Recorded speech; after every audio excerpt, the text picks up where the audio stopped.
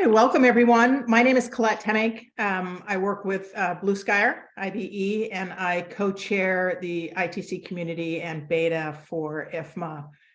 Just a little bit of housekeeping. We are recording today's session, so we'll make it available for everyone after today's call. And today's topic really centers around the discussion of how organizations can incorporate and bridge the gap between GIS and BIM. And especially for, the betterment of real property management, visualization, operational efficiencies, wayfinding, space utilization, and a whole host of other benefits. And we'll talk about those in more detail. But this topic really follows the October 19th webinar around digital twins. So for those of you who missed that webinar, we encourage you to go ahead and go to the ITC community website, and there'll be a link there if you want to watch any of our prior webinars. But today I am joined by some expert panelists. We've got Mark Goldman from Esri, Mark Morgan-Shore from Autodesk Tandem, and then we have Chris Lorraine from LandTech. So welcome, gentlemen. We appreciate your time. And I know today will be a lively discussion. So before we go into detailed introductions, I just want to talk a little bit about the ITC technology community and beta that are part of IFMA. We've been around for over 20 years, and our goal is really to support how technology can support corporate real estate and FM. And we focus on providing information to our participants, members, and the general CRE public at large with information around technology through webinars, articles, and a whole host of mediums. So we encourage you again to check out our website. We also want to thank our sponsors today. Without them, we couldn't offer this type of material to interested professionals. But more importantly, if you want to jump to the next chart. As well, we've got community support, both hybrid events and in-person events around IFMA. Next chart. And then how to get involved. Please engage. We welcome participation, whether you want to join a committee, join the board, sponsorships, contribution of thought, leadership to our profession. We welcome those. So please reach out and engage in the ITC community. So with that, I am going to lead in with some additional information around materials, whether it be books that we offer or white papers. You'll see more information coming out around digital twin in the future. So please keep checking our website. You want to jump to the next chart? And then we also have materials on AV and other topics that hopefully people find of interest, especially in today's environment around hybrid. So with that, why don't we start with introductions? Mark Goldman, why don't we start with you? Thank you so much. I really appreciate the opportunity to be here. I've always been a longtime fan of IFMA, worked in facilities management many years ago. I'm the AEC Industry Solutions Director at Esri. Esri is the global leader in GIS. My background is in architecture and engineering, studied both at Tulane University many years ago, but found technology was my interest much more than trying to be the next great designer or engineer. Worked at Autodesk a couple of times in my career and some of the other leading technology companies over the last couple of decades. And currently I work with a global group of industry experts to get the word out about GIS and its value to AEC workflows. So this is a great place for me to be, and some great folks who I'm on a panel with today. Perfect, thank you. Chris, how about you? Sure. Hi, everyone. I'm Chris Lorraine with LandTech Consultants. We're a civil engineering and land surveying company that about 12 years ago got into the reality capture and modeling world. And probably about 5 years ago, some of our largest clients in the utility and infrastructure communities started asking us how we could incorporate additional information into our models in the standpoint of GIS databases and asset management and so forth. About that same time, Esri and Autodesk collaborated to allow for the introduction of 3D models from Autodesk into the Esri format. And we've had the pleasure and the opportunity to work directly with Mark and Esri and Autodesk into how do we do this incorporation and how do we provide this opportunity to our client base. And happy to be here today and share with you what we've learned and what we can do now with today's technology. Thank you. And Mark. And I'm Mark Morganchair. I'm the customer success manager for Autodesk Tandem. Autodesk is digital twin product. So been in the industry now for around 27 years, working mostly on the engineering side, and then working the last about 10 years or so with handover and owner structure and facility management. And so really have a passion for what we're talking about today. I mean, it's so valuable to connect everything with what Chris and with what Mark C is doing, and so this should be a very fun, lively conversation with some industry, a long time industry knowledge, and I'm looking forward to it. So Terrific. So I would encourage the audience really submit your questions to the chat section below, and we'll try to get to those either during the webinar or at the end of the webinar. But why don't we start? I know there's a lot of definitions floating around in our industries, from digital twin to our topic today. You know, many people define digital twin as really that digital representation of a physical asset for either the monitoring or predicting kind of performance. And then some take it all the way through to providing insights and really interventions, right? Can you influence the performance of that asset from a remote location?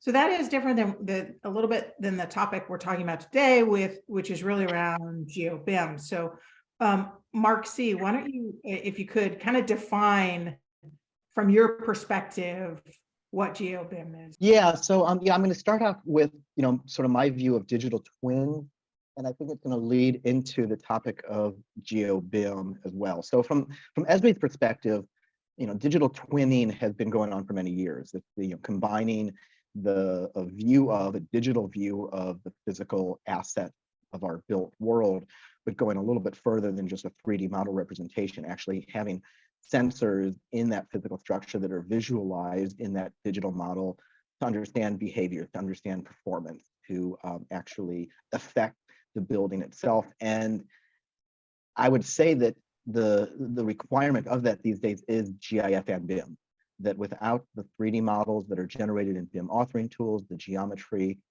properties, you don't have a good view of your physical assets. So a digital twin in AEC certainly requires a good visualization and a strong property set and accurate geometry. GIS puts all of that in context. GIS is your location intelligence and spatial analytics. So around digital twins, just to give a little bit more definition, my thoughts are, and I think that we're coming to a point of a singular definition around the globe, is that there are these virtual descriptions of our built world, but also our natural world in many cases of AEC projects. And it's those physical objects themselves, but it's the processes, the relationships between the objects and the behaviors, both today, in the past, and projection into the future. And what's unique about GIS in this conversation is that GIS is pretty unique compared to other modeling, visualization, and analytics tools, is that location is a critical element of GIS. And in AEC projects, everything is built somewhere. That location data uniquely integrates the many types of digital models, uses location data as a common denominator and a connector. And when I think about digital twins, my view is that it's more of a journey than necessarily a destination. It could be just simply that 3D model that has its properties and geometry that can be analyzed. It could be more informative with tapping into historical data that helps you understand why you are where you are today with the performance of your building or your infrastructure. Predictive, meaning that you're using sensors to understand real-time data, but you're also using perhaps AI or other machine learning to better understand what will happen. Then you've got this comprehensive view that is the historical data, the 3D representation, the real-time data, and some predictive information to help you extend your analysis and understand where your building will best behave in the future. And then finally, I would say, and this isn't necessarily the destination for everyone, is an autonomous digital twin where your GIS data that serves as the basis for location and a lot of analytics, and your BIM information, which helps you visualize and understand the where things are at a more granular level, is potentially automated through AI and machine learning. So this digital twin enablement or digital twin journey, like I said at the beginning, is critical to use GIS and BIM to deliver many of these promises, as well as other technologies as well. A lot there. No, appreciate it. Chris, Mark, anything to add? That was great. Mark, I'll let you go because I've got some comments that I want to save to the end, but I'd love to hear your. I've heard your definition before, so I'd love to hear it again. All right. So the definition that Autodesk has put on a digital twin is basically a digital representation of the built asset with a connection between the systems that operate the building. And so we're truly trying to look at a digital building connected to the assets, and then also being able to connect to the data streams of those assets. And that's kind of what we believe in. And what Mark just showed there is where we believe it's going, with the descriptive, the informative, and then all the way to the autonomous. Now, are we ready for autonomous? No, we're not. We're not. But tying the GIS to the digital twins is going to be critical for the future as we become digital campuses or digital cities. Even as that term evolves, it's going to be really interesting to see where it goes, to see how it flows and fluctuates. And so let's see here if I can make this work real fast. Share here. And so what we're trying to do here is build the twin with the model and bring the model so that we can see the realistic geometry and see, the ducts, the rooms, the furniture, the FF&E, and be able to click and have the access to the data in a few moments notice, and then also be able to break down the data. And then as we're able to break down the data, if we could actually have the accuracy of the GIS for each one of this in an inventory level, to know the coordinates, to know where it all sits, and then to bring it to zones and data streams, and being able to come down here and look at this and know exactly where that VEV box is in the world compared to other VEV boxes in the world, see how the data is trending, see how the data is reading. This is kind of how we look and see the digital twins with GIS, with the scanning, and being able to produce heat maps that can tell stories about what the building is, how the building is functioning, and exactly even down to the room level or even down to the VEV box level to see how that room is truly functioning and flowing. All right, Chris. Well, I think what I'd add, and I love hearing the two definitions from both Marks. I know Mark Kay and I were in a webinar a few months ago on the definition of digital twins, and not everybody was in complete agreement, but the three of us are in complete agreement that what is key in a digital twin is the visualization, being able to take that digital visualization and attach it to whether it's your digital file cabinet that's full of information, or whether it's your physical file cabinet that has historical information that needs to be tied to that visual implementation of what we're accomplishing here and what we're working in. And being able to have that visual element with all of that digital data associated with it, and being able to access that from essentially anywhere in the world, and have that information at your fingertips, whether it be historical data, incoming data from remote sensors or IoT, or even AI, having that data available with a visual context to it is key to, I think, the three of us in what a digital twin encompasses and how it can help assist you in operations, maintenance, predictive analysis, whatever it is that you're looking to get out of the digital twin and how it will function for you.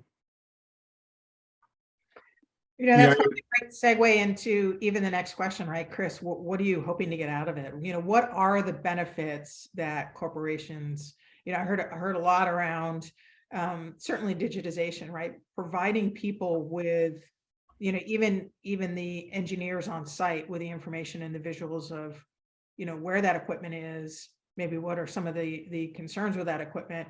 But there are so many benefits associated with this type of tool that could really change our industry, right? Especially if you get towards automation of the building itself. So maybe Mark with a K, let's start with you. What are some of the benefits that you're seeing or that clients are receiving from this type of solution?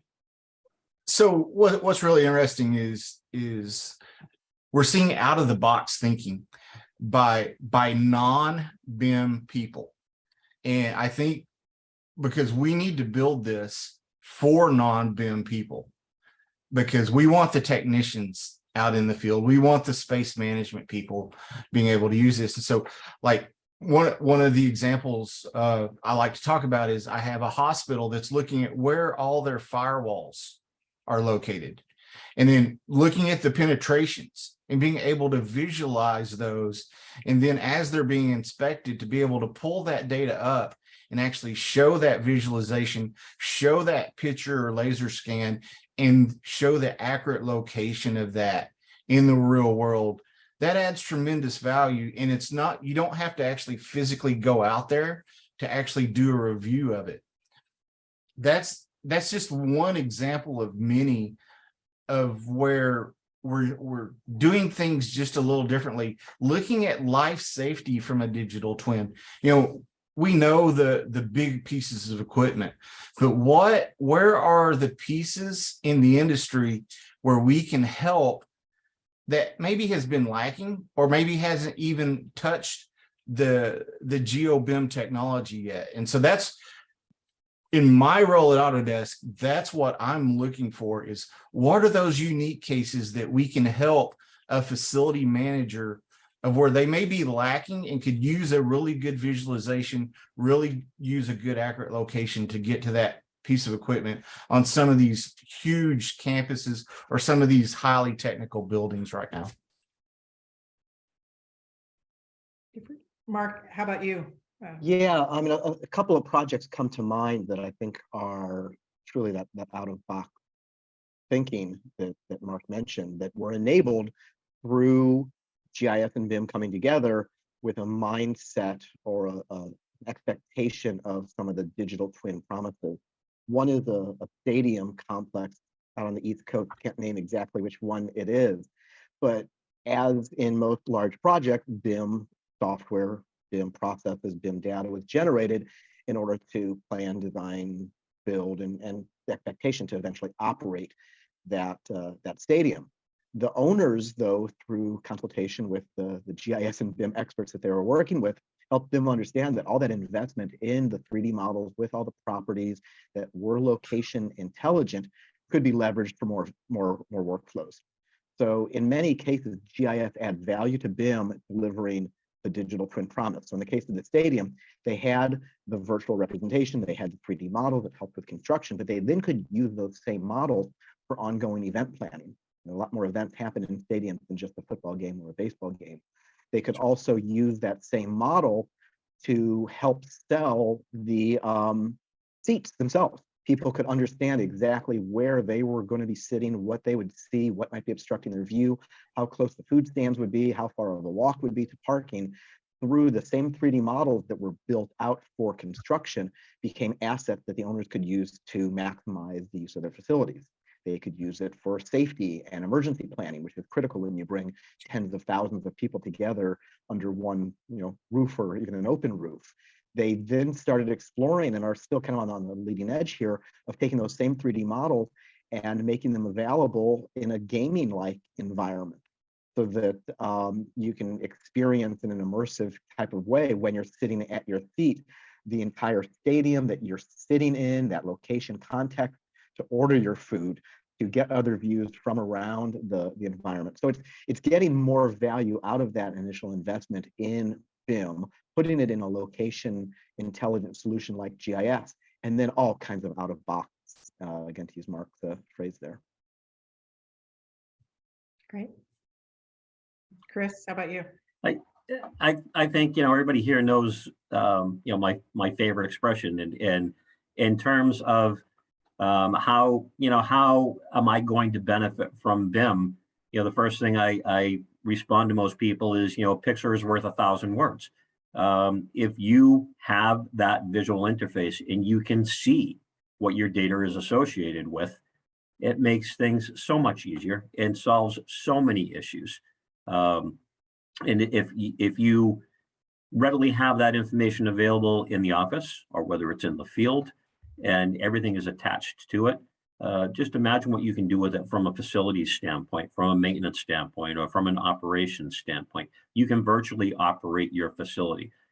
If you're looking at remote sensing and that comes in to your model, you have immediate knowledge of what's going on in your particular facility, and you can react to it as need be.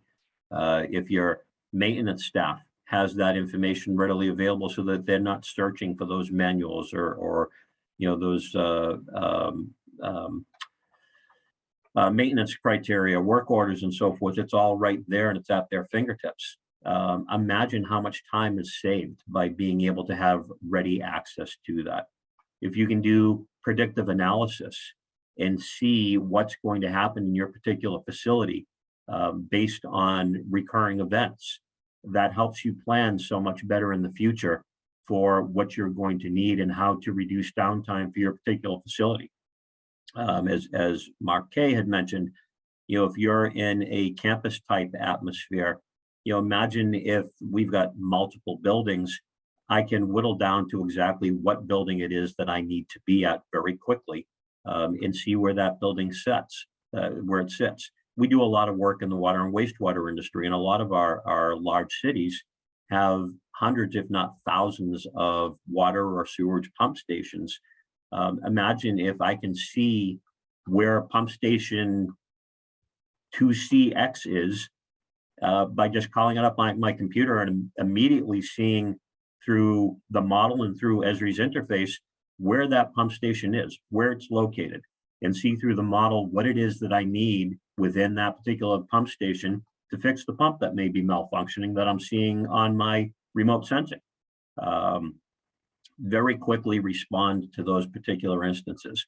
Again, in a campus setting, rifle down through that particular building and see the rooms that are in that building and do some planning, some space planning within those particular rooms. See where the work order is for the projector that's not working. Well, I guess we're not using projectors anymore, but for that particular item that's not working, the computer that's not working in that particular classroom.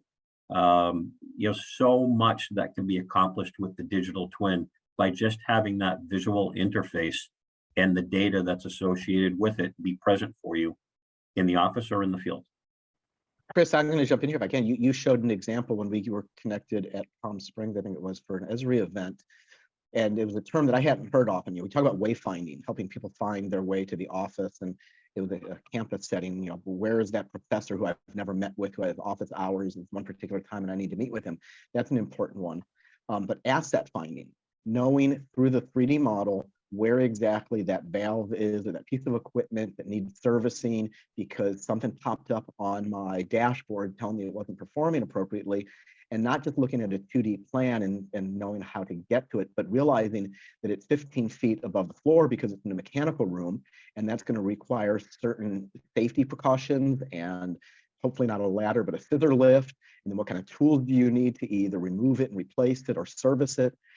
Click on the object and, like you said, get to its maintenance information, get to its operating parameters, all within a very easy to use visual environment that you're not training your maintenance folks how to navigate through complex software. They're just using a web browser and they're interacting like a game to be more efficient. I think that's just one of the perfect examples of GIS and BIM coming together serving the people who need to get, the work done to keep our world flowing. And so where is most of our FM knowledge these days stored? Honestly, it's stored in our aging workforce's head for facility managers or for facility management, facility technicians. So kicking this off now really gets you a head start, because you can download that knowledge from the teams that have run these places for years and bring this into a format style that today's generation is used to working with the gaming technology. Because in some of my facility management research, I get to talk to a lot of technicians, and most of them say they spend 5 hours a day just looking and researching data and only 3 hours working. What if with the GeoBIM, with the digital twins, connecting all this accurate data together, we could save even 2 or 3 hours off that time? What is the return on the investment of that, of how your facilities are going to be maintained? Because you're gaining 1 or 2 hours a day of maintenance on that building. How is that going to affect our carbon footprint? How's that going to affect our energy usage? It just snowballs into what we could do if we could get this started now, download the knowledge from the experts in our industry, get that into our GeoBIM, and move forward with some really accurate data for operating our facilities. You bring up a great point, Mark, in that probably 95% of our clients, we hear the same issue with, we can't get help and we have an aging workforce. How are we going to transmit this information to the next generation? And here in the Northeast, as I said, we do a lot of work in the water and wastewater industry. There are 11 organizations throughout New England that have come together to realize that there's a real problem that's coming up, and it's going to be here real fast, with not having enough workforce and having an aging workforce that's retiring, that's not transferring that knowledge along. And how can we do that efficiently to operate with less individuals and transfer that knowledge to the new individuals that are coming in to properly maintain our facilities? And this goes a long way to being able to make that transition and provide that, and at the same time see an absolute cost savings. Yes. We work with New Jersey American Water.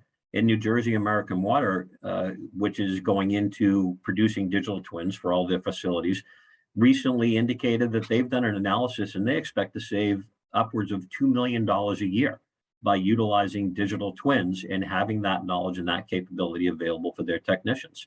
And we're seeing that all over the place. Is it the end all be all solution? Probably not, but it goes a long way to being able to address that issue of an aging population and an aging workforce. And how are we going to accomplish more with less? That's right.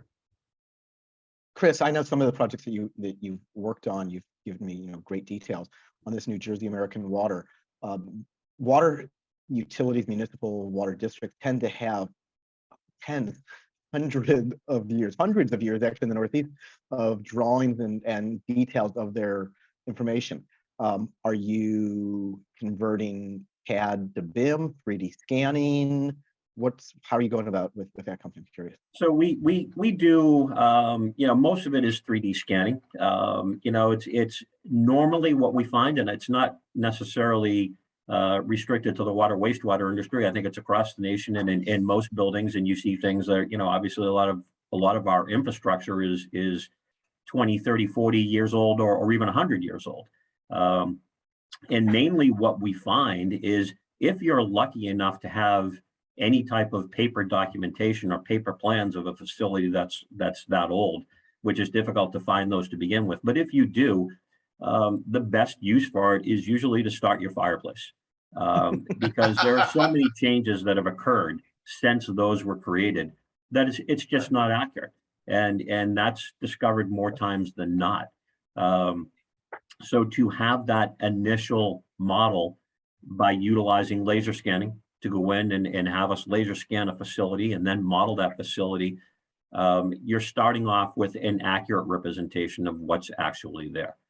You know, I don't know how many times, you know, before BIM all came along, we all know the stories of trying to utilize old plans or trying to locate something conventionally for a retrofit or a renovation project. And then the change orders that come up with it during construction, because all of a sudden that new piping run goes right through the HVAC duct. Or gee, there's a column there that nobody knew about, or there's an I-beam that hangs 2 feet down that we didn't know about, that now all of a sudden all of our infrastructure goes through. Change orders for projects that were associated with that typically would exceed the original construction cost. And that's what brought the BIM industry all along as far as it has, is to be able to create that model that interacts all of those elements to be able to construct correctly. But if you start with a BIM model that's a strict design and is not representative of the existing conditions, then again, you're not starting from what's physically there and accurately there. So a lot of those old plans don't do you any good. They're good for starting your fireplace. You know, you need to get an accurate model from the start. Having said that, if it's new construction and you already have that model, take that model and extend the life of it. You have a recently constructed plant. You know, generally very quickly you can make adjustments to that model to reflect what the actual as-built conditions are, but use that model and get more life out of it and get a better return on investment and use it to operate and maintain your facility. How difficult is this to implement? As you know, most of the great ideas stop there when people find it. But from your perspective, what's some advice you can give the audience about the difficulty of implementation or the ease of implementation? I think a lot of people hear this and they think, you know, gee, that's great, that's fantastic. We just don't have the budget to do that. And then they're shocked to find out in most cases how cost effective it is. And, you know, as Mark mentioned earlier, if you can reduce the man hours, if you've got 5 hours a day of just looking for that information, and you can eliminate those 5 hours, say even cut it down to 2 hours a day, as opposed to 5 hours. You're saving 3 hours a day from your technicians in searching for that information. Multiply that over 5 days a week and 52 weeks a year. And how much are you now saving? Because you're not just searching for that information. Forget about everything else as far as, you know, being able to react faster and being able to have less downtime. Just the time you're saving and searching for that information. Huge. Multiply it out over the course of a year. And that is more than going to pay for what you're going to invest in transferring to this technology and moving forward. And you're going to save that investment for multiple years as you continue to utilize the digital twin. Colette, I'm going to build on what Chris said there and to continue answering your question. I mean, Chris, you're out there using reality capture hardware to generate digital file. You're using Revit in most cases to generate the BIM environment. You're using Esri off-the-shelf solutions to bring it all together. You're not doing rocket science here or brain surgery, not to diminish anything that you're doing, but it's No. You're not requiring a bunch of developers to start from scratch building out solutions, spending years to get something up and running. This is off-the-shelf kind of technology and pretty commonplace amongst AEC industry now. Sure, and that's the beauty of it. That's what I think we all aim for is you're utilizing software that you already have. And as Mark K had mentioned, you don't need to know how to model in Revit to be able to utilize a digital twin. Or, you know, as Mark C would, I'm sure, agree that you don't need to know how to be a full GIS technician in order to get the information that you need out of this. It's software that you already have, but it's presented in such a way that you can easily navigate the model and you can easily navigate the material that's associated with the model, the digital information that's associated with the elements within the model. Very quickly, without having, any kind of advanced training. You call that model up, you rotate it around. And again, I think what Mark Kay said was a great example. We're living in a time now where most of the people that are in our workforce, the younger generation that's in our workforce, grew up in a gaming mode, and 3D is not uncommon for them, and they know how to navigate around in 3D. And if you can navigate around in 3D, if you can take a model, you can twist it, you can turn it, you can slice it. All the tools are there for you within the software that's utilized for a digital twin. You can quickly find that particular asset that you're looking for and obtain the information that you need for it. And it's not rocket science by any means. And we're not looking to replace those systems that you mentioned there, Chris. We're looking to enhance those systems because we still want them to be able to use the CMMSs, use the space management, use the capital planning tools that you've been using. We want to enhance the user experience is what we're wanting to do. And just think, what if we were able to, on a new building with all this new technology, what if we started applying these principles during design, where we started collecting data in the AEC industry during design all the way through construction, so that your digital twin could be actually delivered at substantial completion or the day that you open the building? What value does that add? I mean, for maintenance, for knowledge about that building, that adds so much value. There's going to be such a huge return on your investment when we get these principles applied to your new building projects, with owner data being delivered throughout the process, and instead of one chunk, normally 6 months to a year afterwards. I saw some great examples of that, and I'll kind of bring it back around to the GeoBIM topic. San Francisco Airport. They require any architect, any engineer working with them to deliver information in a format, in a method, in an approach that those files, those models can just drop into the work that they're working on, like a puzzle piece in a puzzle. The files are location, geographically oriented correctly.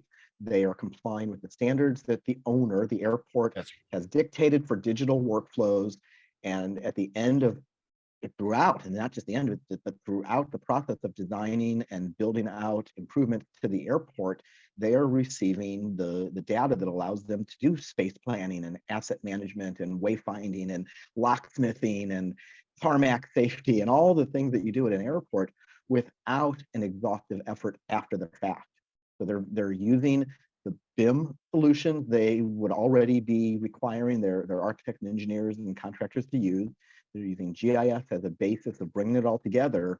And they don't use the word digital twin per se, but they definitely are delivering on the promise of digital twin by bringing GIS and BIM together in a very thoughtful way. There's folks doing it. So, I think it's important that, you strike upon, whether it be new construction or renovation project. Most new construction projects are utilize BIM now. And you have that BIM model that's already been created. And you close out documents yet still come in a stack of books that's this high.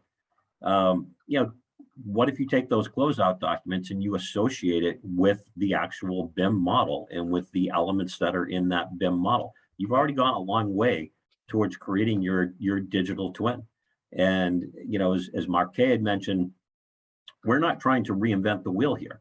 We're utilizing obviously your Autodesk software and your Esri software, but if you have an EAM system that's already in place for your asset management, bring that into your digital twin. It can be provided in other formats if you don't have that, but if you already have the system you're working with, you'd be surprised at how many systems we can now incorporate into your digital twin and bring it right in. I like to say that, Autodesk provides the what in the ability to create the modeling for the digital twin. Esri provides the where as to where those particular elements are, those assets are, and so forth. But there's a lot of other information that comes in to complete your digital twin. And that can come in from the existing software manufacturers that you already have. We work with a lot of people and a lot of different sources to create that complete digital twin for you. We talked about the generational shift. I'm sorry to step on here, Colette, but the idea that today's new workforce and the aging out of baby boomers and being replaced by millennials, there's an expectation that the tools they use will be somewhat engaging and immersive and easy to use. I think there's also across the board an expectation that systems will just work together, that we won't have to go through exhaustive effort to make things be connected. And I think that has been fulfilled. The idea of connecting an ERP system or an asset management system to a CAD, BIM, GIS application, it's real. I've had a number of cases where our customers combining with Autodesk usage and these other applications just work together to deliver what some might call a common data environment. I like to call a connected data environment. And there's just an expectation these days that things work together. And I believe that through purposeful effort, the software developers opening APIs, working collaboratively, sometimes with competition, have made things work together today better than ever. Mark and Chris, y'all hit on some good points there. And Chris, kind of what we talked about in October is this ecosystem of digital twins as all of this evolves, because a certain twin may want to do something for a certain owner type that another twin may not do, but they may want the what other parts of that other digital twin. So there's going to be some work between the software developers to make this a cohesive system, because our cars, they're more technical today. When I grew up, I used to change the oil, change the spark plugs. I even changed the engine out in my early days. Now I barely even open the hood because it's so scary of what's under there. The same thing for our buildings. And so we've got to build a better way to handle how these newer type buildings operate, and then apply that to our legacy buildings as we renovate, as we upgrade, as we bring all this technology in them. Same principle applies, is this ecosystem of data. I'll be quiet for a second. That just going to the kind of the Q&A, and Mark, you bring up a great point that really aligns with what people are communicating in the Q&A, which is, when you implement this, it's resources, it can be daunting to teams. The three of you are really experts in this area. What advice would you give an individual or a team that's thinking of starting to implement this type of technology in their organization? I think the first thing is don't wait. It's if you want to wait to see how this all comes out, and it's going to, the thing about a digital twin is, I think a digital twin is more or less a living, breathing document. It's going to continue to grow. It's going to continue to change. If you're using it properly, it should. It's going to continue to grow and change as your facility grows, as your facility ages. There's new information that's constantly coming in. And I think in a good example, BIM took a while to take off. And not a lot of people jumped into BIM right from the start. They weren't sold on the benefits of it. Now, there's not much new construction that gets done without having a BIM model. That's the way construction is done. And if I look back many, many years ago, and I'm aging myself, but when Esri first came out and the whole concept of GIS came out, I recall going to a seminar on GIS and the benefits of GIS. And again, many years ago, but sitting through that seminar and saying, I don't see the purpose of this. This will never take off. Kind of archaic thinking. And I think those same principles apply today. If you want to wait and see where this all goes, fine, but you're going to be behind the 8 ball. It can assist you now, and now is the time to get started. Like I said, we're going to see a severe workforce problem, much worse than what we have now, within the next 5 to 10 years. And if you want to wait until that workforce issue is in play, you're going to be behind the 8 ball and you're going to have problems. It's constantly going to evolve, but you've got to step in and get started at some point. And it doesn't have to be an all or nothing type of situation. Dip your toe in slow. Start with just a basic model and integration into an existing database, and then build from there as you continue to work with it. See where it goes. See what will function best for you. It's not the same answer for everybody, and see what functions best for you. So Chris, you brought up a good point around kind of the handoff, right? What are you seeing? You know, there is the argument that BIM's as good as the day that you handed it over, and nobody really updates it since that moment in time. And this really changes that. This makes it an ongoing tool. What are you seeing as kind of that success during that handoff? So it's again, you've got to work with it to see what works for you. We most of the time with our clients, they'll come in, they'll say, okay, we see the advantage of this. We're not totally sold on it yet because we haven't worked with it. Can we do a pilot project? Sure. We do a pilot project for them on a small scale with a small facility. And we hand it over to them and you say, work with it, play with it for the next 4, 5, 6 months. See what you think. I don't think we've had a client yet that hasn't come back to us and said, we're sold. Let's expand this across our entire campus or all of our facilities and so forth. But play with it first. Do that pilot project. Play with it. See what happens, and see what you can add to it that's going to make it more beneficial to you. That's great. One of the things I've been to go on top of that, one of the things I've been working on is I always ask, what is your asset that you have the most problems with?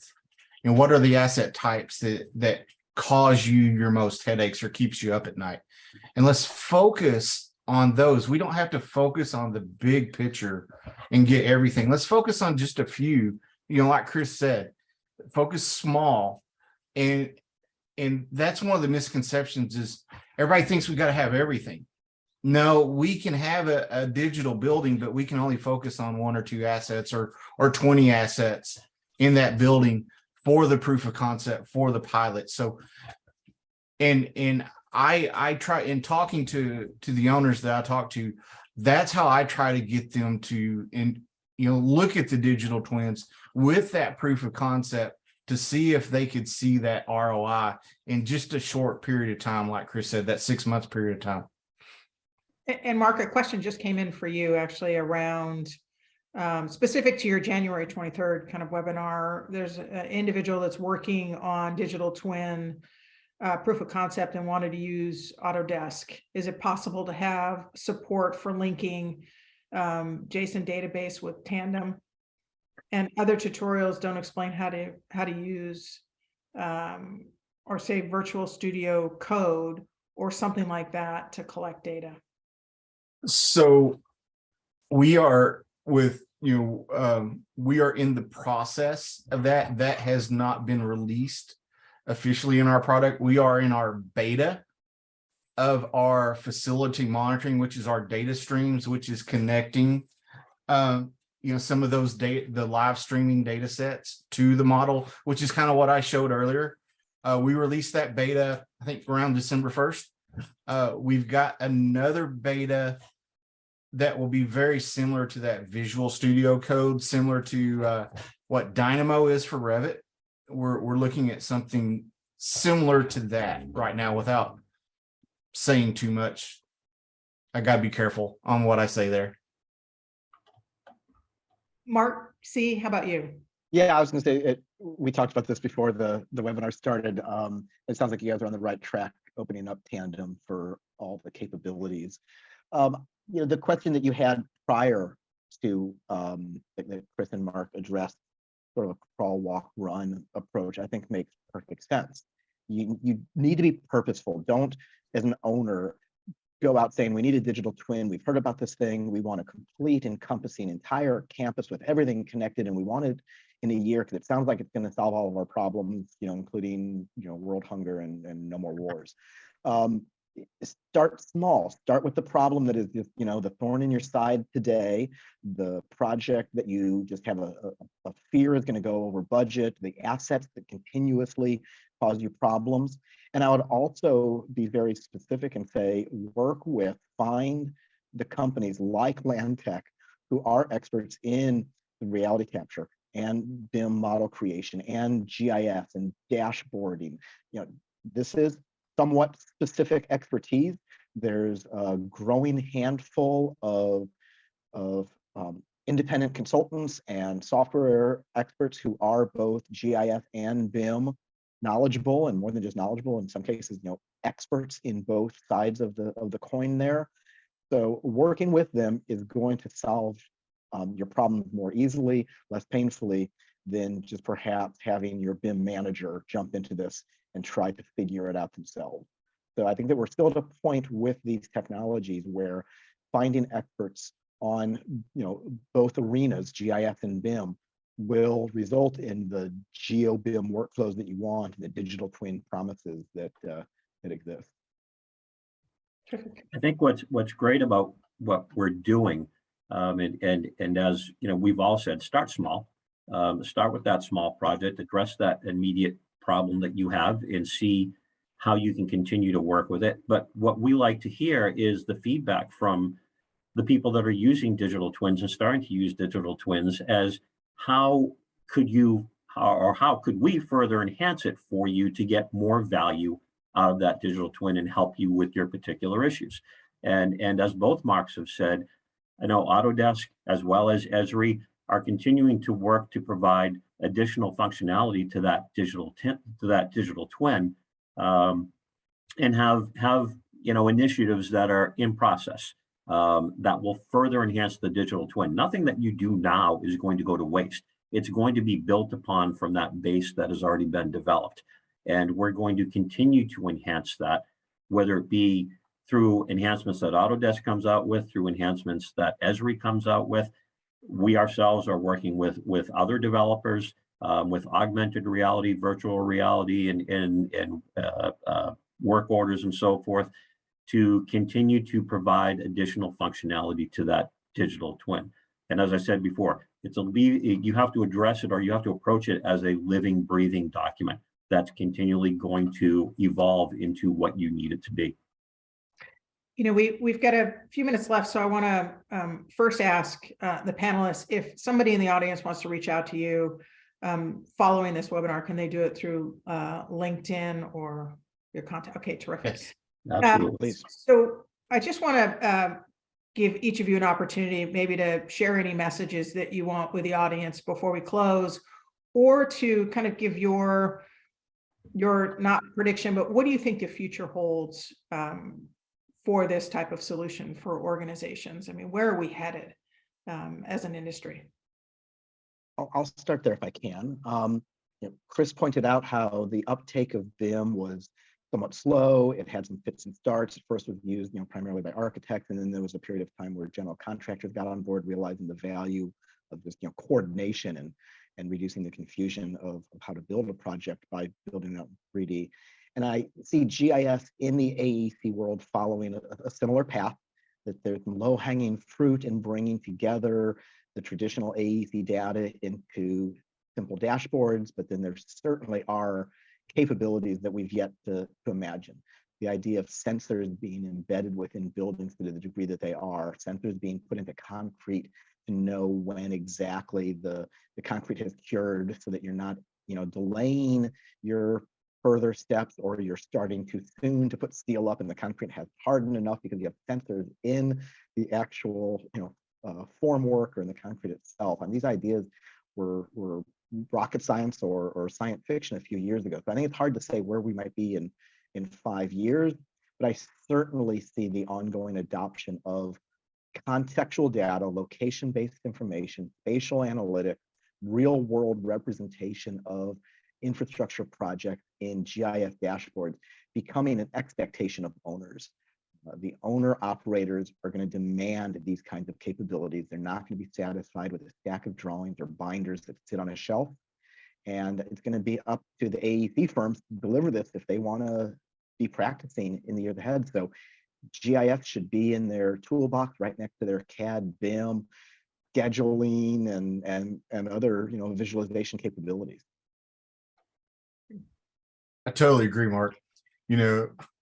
Because so when I travel, I use Waze, indoor and I see the GIS for indoor buildings being the exact same thing. We've got to know where all of these sensors are. We know where our big assets are. It's the smaller ones that get hid behind things. And as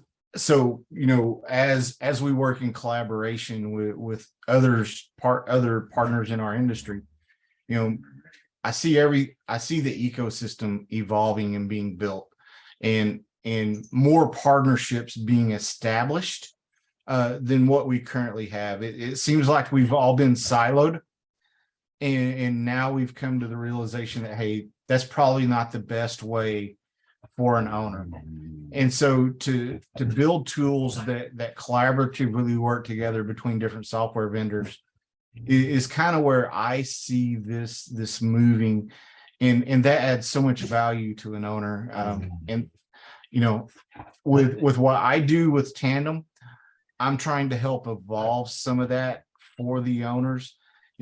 I know I'm Autodesk, and probably hearing I want my software to be used by a non-BIM person is a little strange, but that's how we need to be. I take an owner's perspective, and I look at it from owners. And I think as an industry with the GeoBIM, if we take an owner's approach, then we're going to be a long way down the road.